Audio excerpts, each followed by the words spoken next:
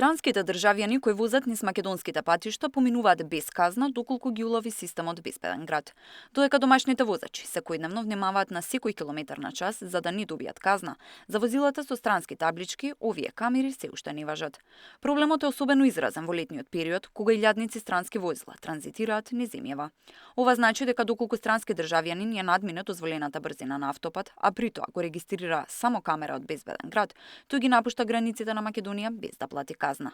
Од МВР вела дека деновиве Safe City ќе почне да функционира на граничниот премин Табановце, а наскоро и на сите гранични премини. Системот Безбеден град деновиве ќе започне со функционирање на Табановце, каде на сите возачи на возила со странски регистарски таблици, кои истиот ги евидентирал дека сториле прекршок или кривично дело на територија на РСМ, ќе им се соопшти дека сториле прекршок, ќе им се издаде записник за сторен сообраќаен прекршок со прекршочен платен налог, пошто ќе им се понуди да платат или ќе бидат изведени до надлежен суд по брза постапка, велат од Министерството.